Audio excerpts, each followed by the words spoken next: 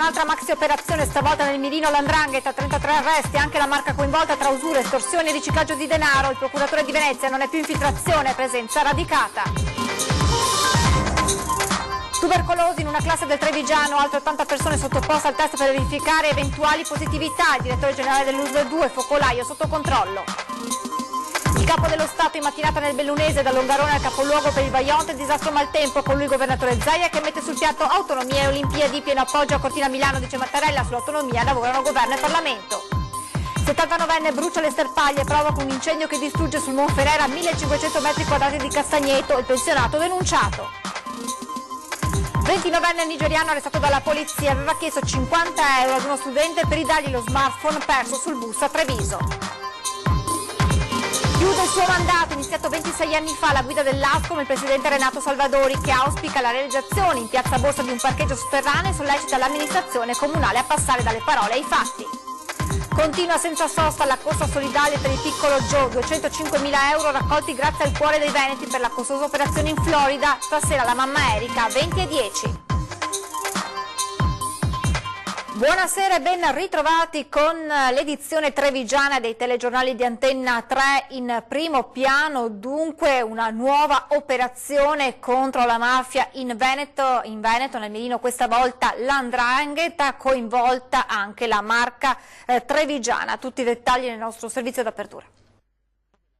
Un altro colpo alle infiltrazioni nella nostra regione. I carabinieri di Padova e i finanzieri del Comando Provinciale di Venezia, coordinati dalla Procura Distrettuale Antimafia di Venezia, hanno eseguito 33 ordinanze di custodia cautelare nel clan calabrese dei Cutresi contro un'organizzazione di matrice 'ndranghetista che operava in Veneto. L'indagine è iniziata da una serie di tentativi che sono stati perpetrati nei confronti di imprenditori, soprattutto con minacce, anzi con dei maltrattamenti sia di mariti e mogli che erano amministratori delegati e che effettivamente poi venivano colpiti, venivano assoggettati a quella che era la violenza da parte di questa diramazione del Grande Aracri. Complessivamente sono 14 persone arrestate con ordine di custodia cautelare, 13 agli arresti domiciliari e poi altre misure differenziate fra l'obbligo di presentazione alla polizia giudiziaria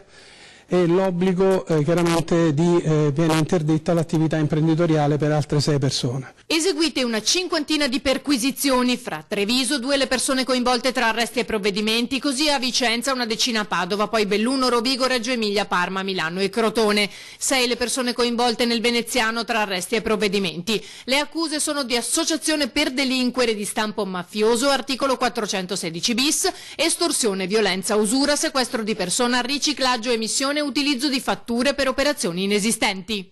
I membri di spicco del clan sono Nicolino Grande Aracri, arrestato con dote di crimine internazionale ricevuta da Antonio Pelle, referente per il Crotonese, succeduto ad Antonio Ciampà, nonché capo crimine della Calabria centro-settentrionale. Durante l'operazione Camaleonte sono stati eseguiti anche numerosi sequestri per un valore complessivo di 20 milioni di euro.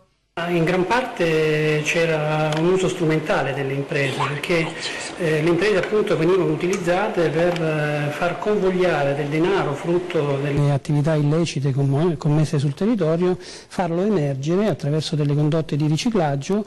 L'obiettivo della criminalità organizzata era riciclare denaro e acquisire capacità di ricchezza. Alcune attività sono state aggredite fisicamente. Si indaga anche su un sequestro di persona.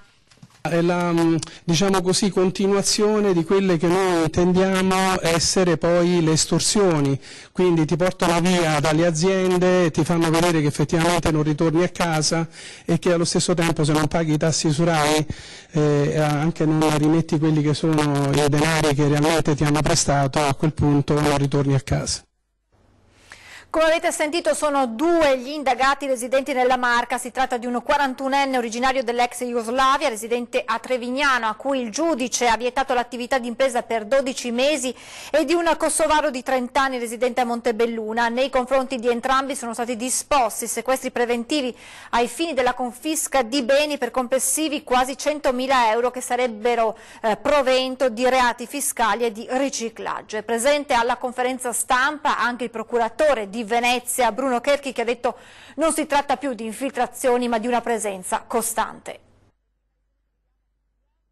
Questa è la terza attività di indagine grossa che viene fatta nel Veneto nell'ultimo periodo, che coinvolge ormai 3 province, quindi non possiamo più solo parlare di mere infiltrazioni, anche perché queste attività di indagine, che sono durate un po' di tempo, hanno dimostrato una stabilità organizzativa e di struttura che fa pensare ad una presenza costante. Una presenza costante dunque in Veneto da un lato, ma controllabile dall'altro, sostiene il procuratore, grazie al solido tessuto sociale. Non dobbiamo pensare a una struttura uniforme e unitaria, ma dobbiamo invece pensare a della criminalità organizzata che usa dei sistemi di carattere che sono quelli previsti poi dalla legge nei vari territori e quindi con le particolarità del territorio.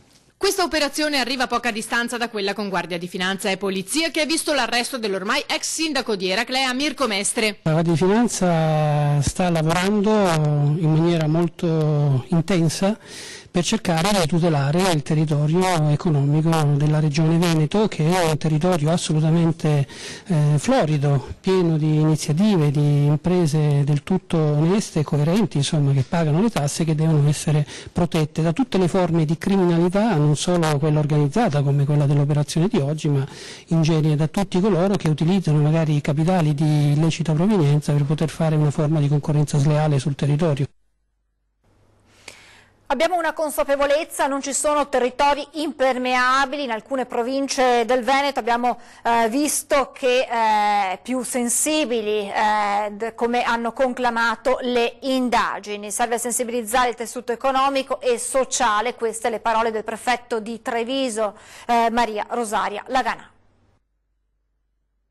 In provincia non abbiamo ancora evidenze, ma non è detto che non si debba, come dire, si debba abbassare la guardia, anzi l'importante è che ci sia anche qui un'azione corale, bisogna che ci sia una sensibilità e una sensibilizzazione da parte degli operatori economici, da parte del mondo bancario, perché ognuno fa la propria parte. Perché c'è questa escalation negli ultimi mesi, prima la camorra, poi l''ndrangheta? Che cosa sta succedendo? Beh, banalmente potrei dire che anche l'effetto delle attività investigative, che ovviamente richiedono tempo e quindi poi sono i risultati ovviamente di un'attività che evidentemente di repressione, che è effettivamente efficace. Però, come dire, probabilmente questi sono come dei primi segnali di un'attività di aggressione che probabilmente si è sviluppata negli anni e che potrebbe anche aver trovato una, come dire, facilitazione anche nel periodo di crisi che per esempio anche questa regione ha attraversato e che evidentemente ha in qualche modo reso in maniera più esposti anche gli operatori economici o imprenditori che sono trovati in difficoltà e che hanno pensato di trovare delle scorciatoie. Questo è importante, cioè rifuggire da qualsiasi contatto con persone che come dire, prospettano soluzioni rapide che magari come dire, da un punto di vista legale invece sono molto pericolose.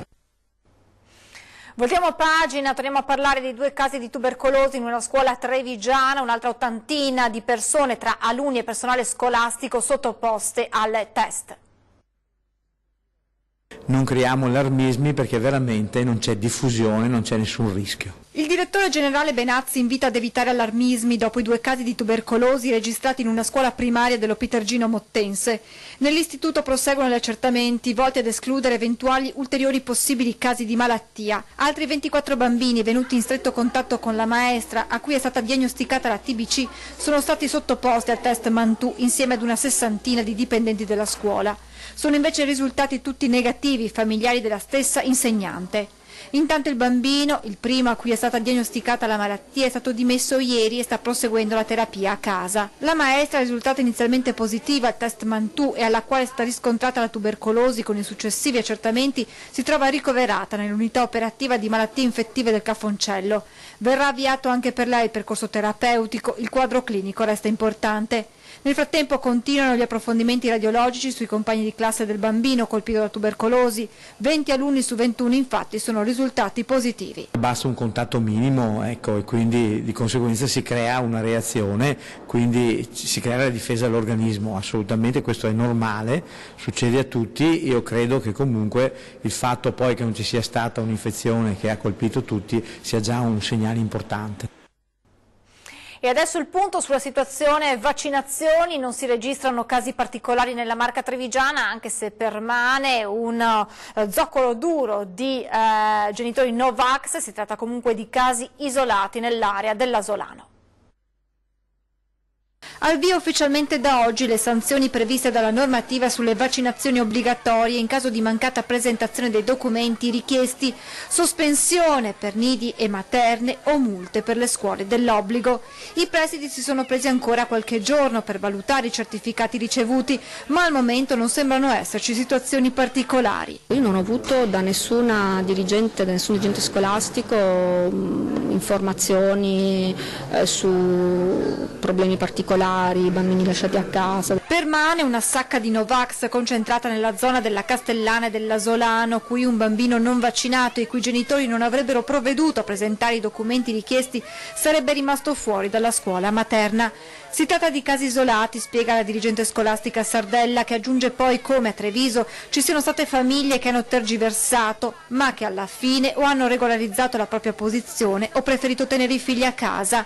Una scelta, quest'ultima, che interessa una trentina di famiglie in Veneto, come ha evidenziato la FISM, che conferma che al momento la situazione è comunque tranquilla. L'ULSS 2 fa sapere che una decina di famiglie i cui figli non erano vaccinati in questi ultimi giorni ha fissato un appuntamento per iniziare l'iter. Questa mattina poi a Treviso riunione tra i presidi, è stata l'occasione per fare il punto con qualche dirigente scolastico che avrebbe chiesto informazioni sui documenti necessari per procedere alla sospensione degli alunni non in regola. Presidi che si trovano a fare i conti anche con un drastico calo delle iscrizioni.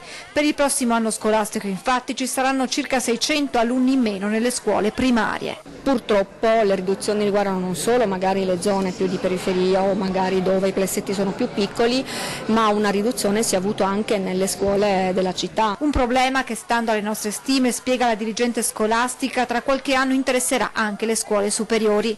Al momento le difficoltà maggiori si registrano appunto alle elementari, con una situazione che non è delle migliori per gli studenti. Comporta che o alcuni plessi non riescono a fare la classe perché sono inferiori al numero di 15 alunni, che è il minimo, oppure addirittura si vanno a creare classi chiamate pollaio o comunque con un numero elevato di bambini, perché altrimenti dovrebbero essere mandati via.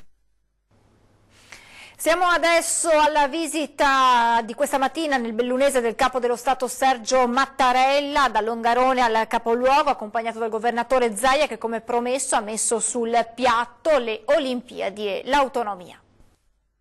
Un suo conterraneo nel 1949, Don Sturzo, diceva: sono unitario ma federalista impenitente. Grazie.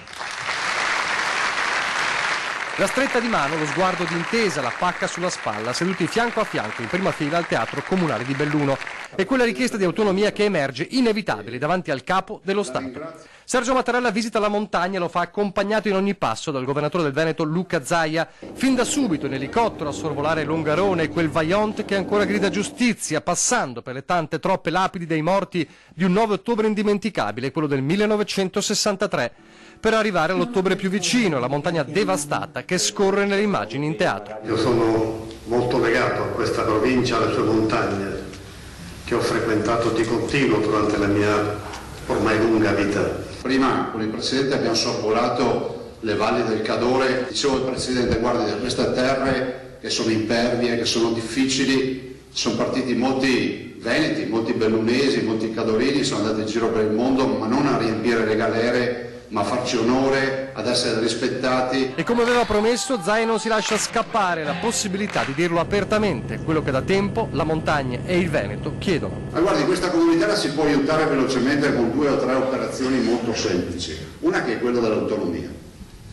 E è una partita che noi non consideriamo irrispettosa, è una partita che consideriamo assolutamente rispettosa della legge, lo abbiamo fatto, come lei ben sa, nell'alveo della Costituzione, ma è la volontà di iniziare un percorso nuovo per questo Paese. L'altra partita è assolutamente rappresentata dalle Olimpiadi, mi perdoni, non è la lista della spesa, ma è la volontà di dire che queste sono delle assolutamente grandi opportunità per noi. La risposta arriva subito a partire dall'autonomia. Ci sono problemi di cui stanno occupando governo e Parlamento, sui quali io quindi non posso esprimermi, ma posso farlo sulle Olimpiadi, Presidente Zaia, che considero Olimpiadi e considero un'occasione di grande importanza, non soltanto per le due regioni e due città protagoniste, ma per l'intera Italia.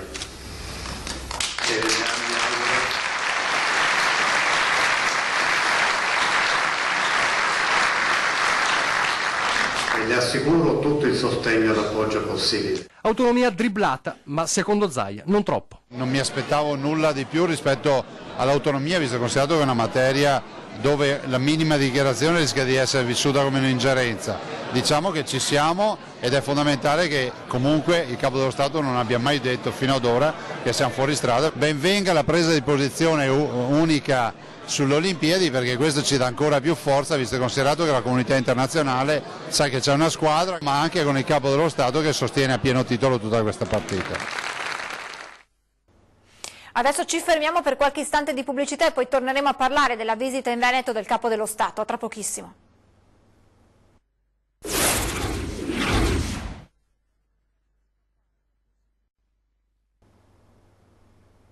Siamo tornati in diretta, come anticipato continuiamo a parlare della giornata veneta del Capo dello Stato, cominciata al cimitero monumentale delle vittime del Vajont a Fortogna.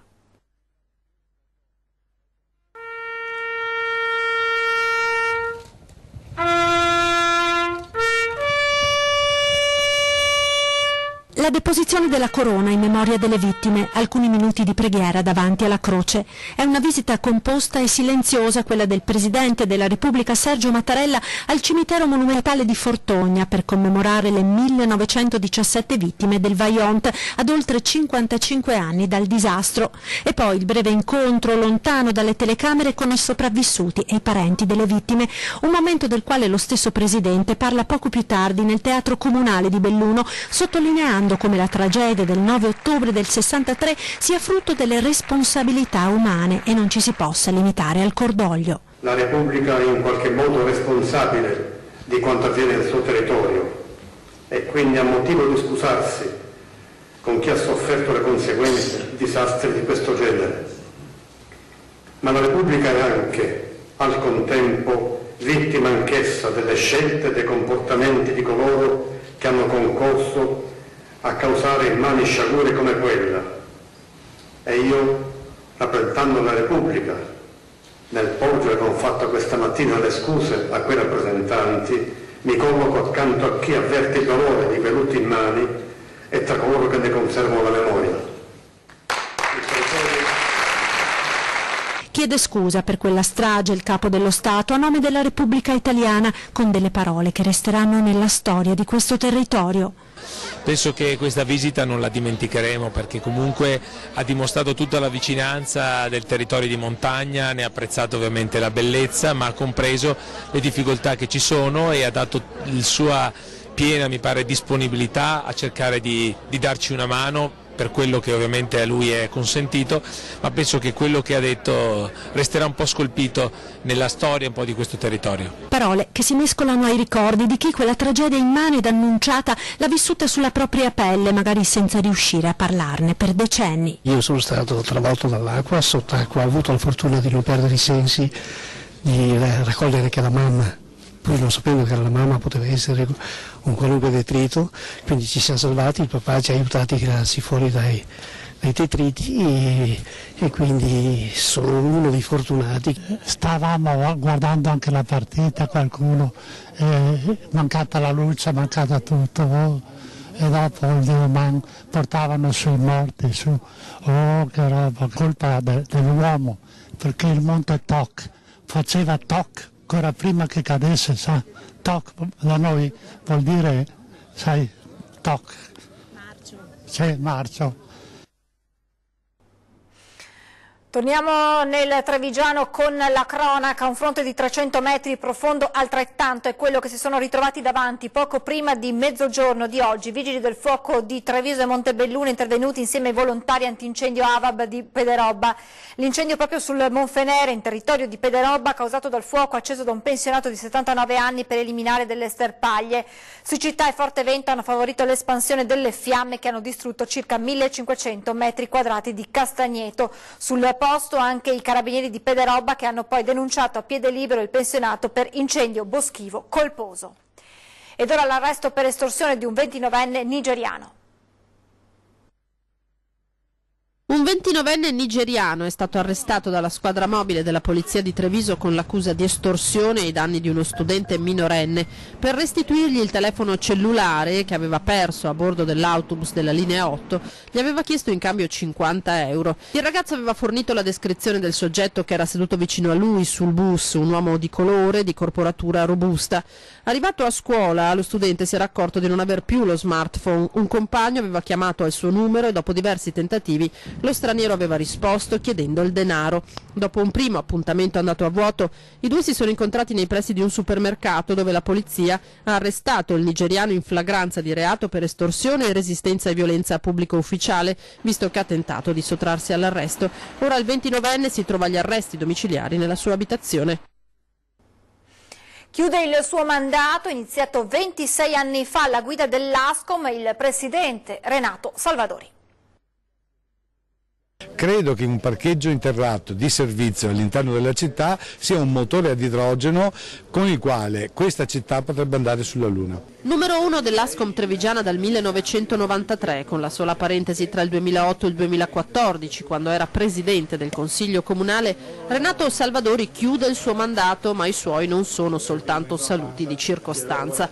Rilancia l'idea del parcheggio sotterraneo che non si è riusciti a realizzare in Piazza Vittoria. La riqualificazione della Camera di Commercio e di Piazza Borsa forniscono, secondo lui, un'occasione storica. Lascia i vertici di un'associazione che conta 9.000 imprese nella Marca, una rappresentanza che dà all'Ascom pieno diritto a dire la propria sul futuro del territorio. Il terziario in questa provincia, che pure è fortemente manifatturiera, vale oltre il 52% del PIL, cioè della ricchezza prodotta, e spesa o assume 6,2 lavoratori ogni 10, quindi un grande risultato che può essere ulteriormente migliorato perché l'evoluzione terziaria non si arresta. Il testimone lo passerà formalmente a Federico Capraro il prossimo 29 marzo, guardandosi indietro risultati importanti sul fronte dell'innovazione ma anche degli accordi sindacali e qualche insuccesso come non aver saputo, dice, compattare le varie anime del commercio trevigiano. Il rimpianto più rilevante è quello di non essere riuscito a mettere insieme le diverse voci che all'interno della città e della provincia sono diventate fra di loro collidenti e per questa ragione ci hanno portato ad ottenere i risultati che abbiamo oggi, rilevanti, ma potrebbero essere stati molto ma molto migliori. Infine il pungolo, per non dire la critica, all'amministrazione comunale di Treviso. Non sono critico, penso che dopo un anno la fase di pensatoio, di progetto debba necessariamente sfociare dentro alla fase di cantierabilità, che ad oggi, sarò io disattento, ancora non vedo. Sono state consegnate questa mattina al direttore generale dell'USL 2 Francesco Benazzi le 1848 firme raccolte dai sindacati dei pensionati per il ripristino della sanità territoriale nel comune di Ponzano Veneto, dai 2 medici di base ora mancanti all'implementazione dell'attività dell'UTAP. Nel corso dell'incontro i sindacati sono stati informati che ci vorranno almeno 6 mesi per dare una risposta alle istanze dei cittadini e che nel caso la procedura intrapresa non porti alla disponibilità di nessun professionista è prevista la possibilità di prevedere l'assunzione diretta da parte dell'USL di un medico dipendente per fronteggiare la carenza a Ponzano. Le tempistiche però preoccupano i sindacati anche perché le zone cosiddette carenti nella Marca sono una trentina, motivi per cui i sindacati intendono chiedere un incontro alla Regione.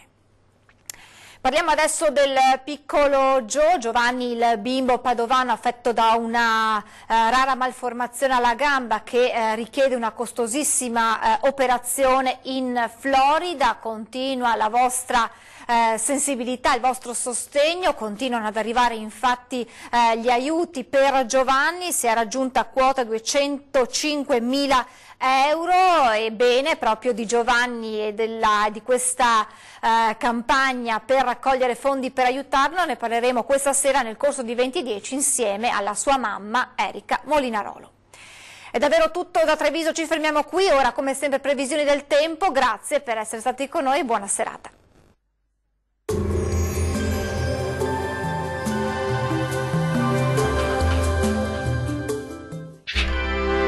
Tremonti, attrezzature e materiale per saldatura professionale a Montebelluna. Ben ritrovati al meteo. L'alta pressione regalerà alle nostre regioni ancora una giornata soleggiata ma con qualche occasionale disturbo. Vediamo la situazione nel dettaglio. Sul Veneto avremo un tempo asciutto e stabile, tanto sole ovunque, con cielo al massimo poco nuvoloso. Dal pomeriggio non si esclude qualche piovasco sui monti del Bellunese. Temperature minime tra -2 e 5 gradi, massime in lieve calo, comprese invece tra 9 e 12 gradi circa. Spostiamoci ora sul Friuli Venezia Giulia. Prevale il sole anche sulla nostra regione, tuttavia entro sera sarà possibile qualche precipitazione a carattere sparso sul Goriziano e sul Triestino, ma in genere di debole intensità. Temperature minime tra 2 e 6 gradi, massime comprese invece tra 11 e 12 gradi. Raggiungiamo infine il Trentino Alto Adige. Sulla nostra regione sarà soleggiato, il cielo si presenterà al massimo con presenza di poche nubi a carattere sparso. Temperature minime tra lo 0 e 1 grado, valori massimi invece intorno ai 10 gradi. Dal meteo di Antenna 3 è tutto, arrivederci al prossimo aggiornamento.